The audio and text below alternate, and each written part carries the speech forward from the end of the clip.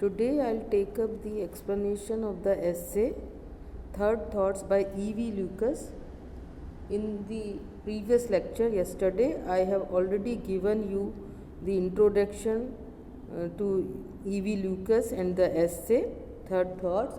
Today I will take up the line by line explanation of the essay.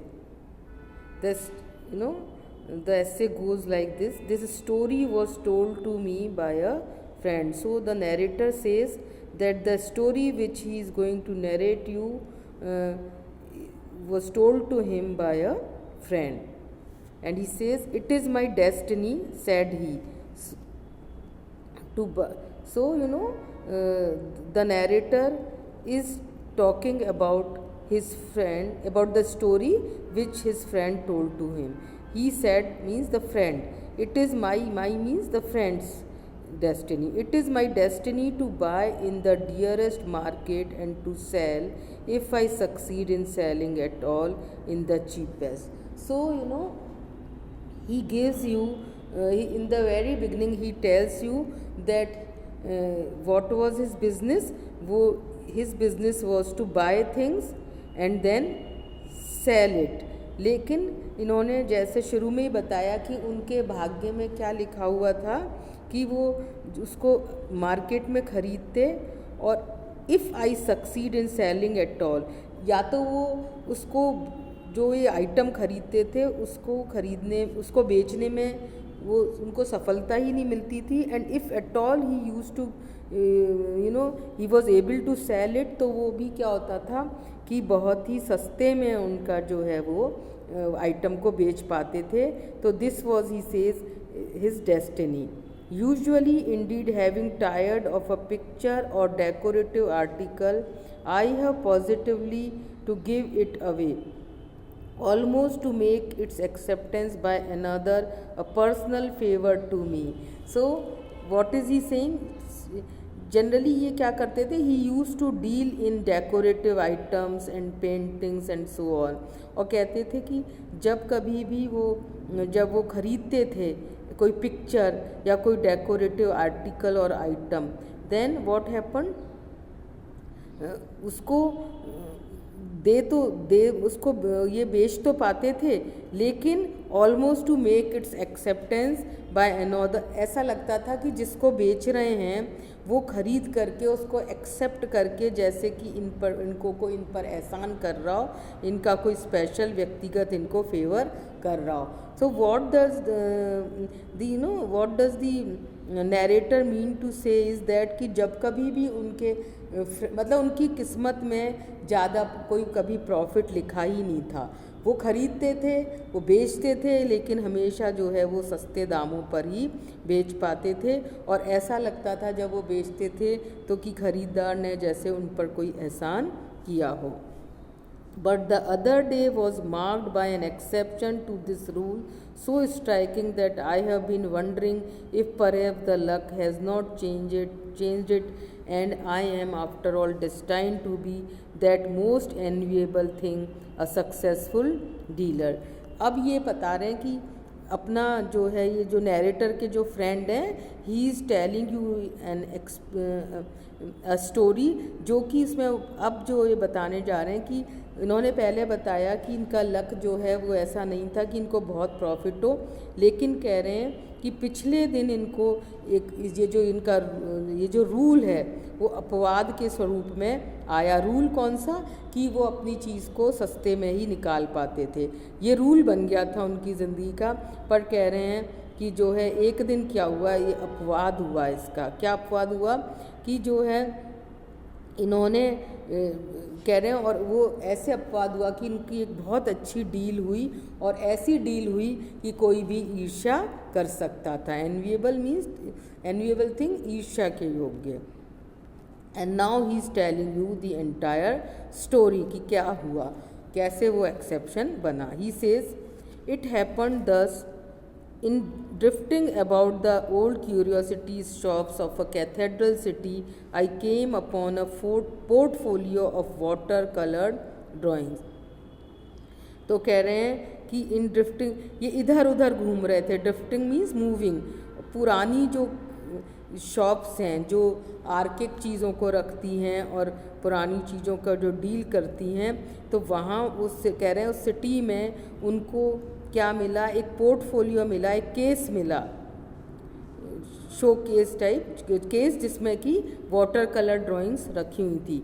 Among which was one that to my eye would have been a possible Turner. और जब इन्होंने वो showcase में water colour drawings देखी तो उनको लगा कि शो केस में क्या है, शायद टर्नर की पेंटिंग है। And who is Turner? Turner is a well known English poet of the 18th century. तो इनको ये जो है लगा कि ये ओरिजिनल टर्नर की, ये संभवतः टर्नर की पेंटिंग होनी चाहिए।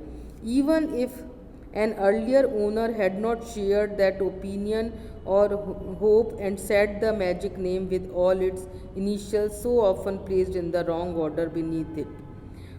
अब ये जो कह रहे हैं कि जो अर्लियर ओनर था उसको शायद ये पता नहीं था कि शायद ये टर्नर की पेंटिंग है, क्योंकि और कह रहे हैं ये मैजिक नेम है। टर्नर क्या है? It is a sort of a magic name, क्योंकि ये बहुत ही बड़े पेंटर थे। तो कह रहे हैं कि जो इसका अर्लियर ओनर था उसको शायद ये पता नहीं था, had not share that opinion. That opinion मतलब कि ये टर्नर की पेंटिंग हो सकती है। इनका ओपिनियन था कि ये टर्नर की पेंटिंग हो सकती है, जबकि जो इसका ओनर था उसको ये ख्याल नहीं था कि ये वो जो है टर्नर की पेंटिंग हो सकती है, क्योंकि जो उसमें इनिशियल हो रहे थे इस टर्नर के वो जो है रॉन्ग ऑर्डर में प्लेस थे, इसलिए उसको जो ओनर था पेंटिंग का उसे ये ख्याल नहीं आया कि ये टर्नर की पेंटिंग हो सकती है, जबकि इनको ये ख्याल आ गया जो नैरेटर के दोस्त हैं कि ये टर्नर की पेंटिंग होनी चाहिए। तो इसलिए उन्होंने पूछा how much is this? I asked scornfully to look down upon, किसी को नीची दृष्टि से देखना। उन्होंने जानकर के इस तरह का बिहेव किया, पूछा कि कितने की है।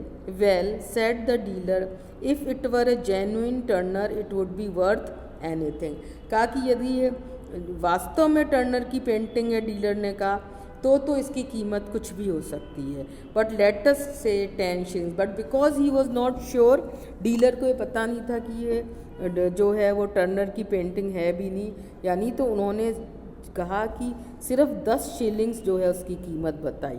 You can have it for that but I don't mind if you don't, because I am going to London next week and should take it with me to get an opinion. उसने कहा 10 shilling में लो तो ले लो, otherwise मैं तो जो है London जा रहा हूँ। He said that he is going to London next week, और वहाँ पर when he reaches London he said then he will find out whether the painting is originally Turner's painting और नॉट। तो कि लो चाहे मत लो मेरे फ़र्क नहीं पड़ता, अगर नहीं भी लोगे तो मैं लंदन जा कर के पता करूँगा कि ये वास्तव में टर्नर की पेंटिंग है या नहीं।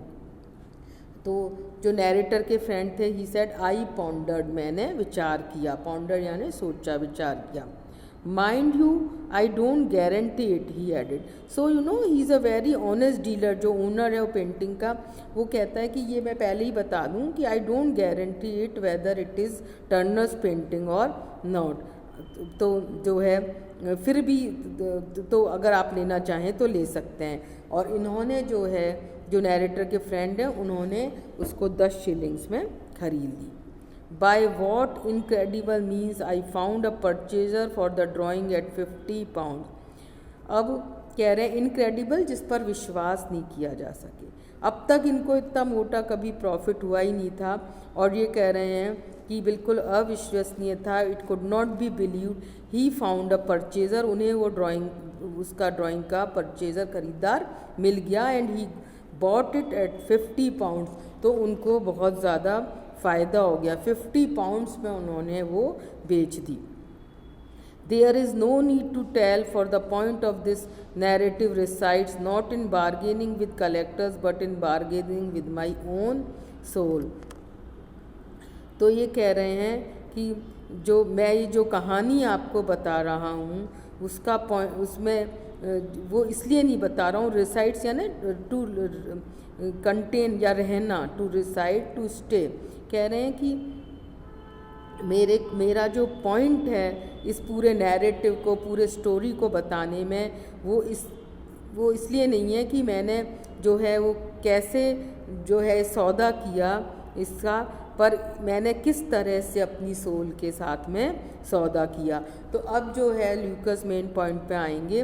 The astonishing fact remains that I achieved a profit of 49 pounds 10 and was duly elated. I then began to think. Astonishing, आश्चर्यजनक।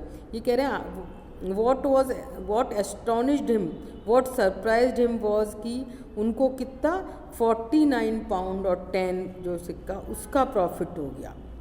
मतलब 49, उन्होंने तो सिर्फ 10 शिलिंग ही दिया था, तो उनको बिका वो 50 पाउंड में, तो कह रहे हैं 49 पाउंड और 10 शिलिंग का उनको फ़ायदा हो गया। And he was very much happy. Elated means बहुत happy, very happy. Duly, naturally, क्योंकि उनको इतना बड़ा प्रॉफिट हुआ था तो खुश तो होना ही था। आई देन बिगैन टू थिंक।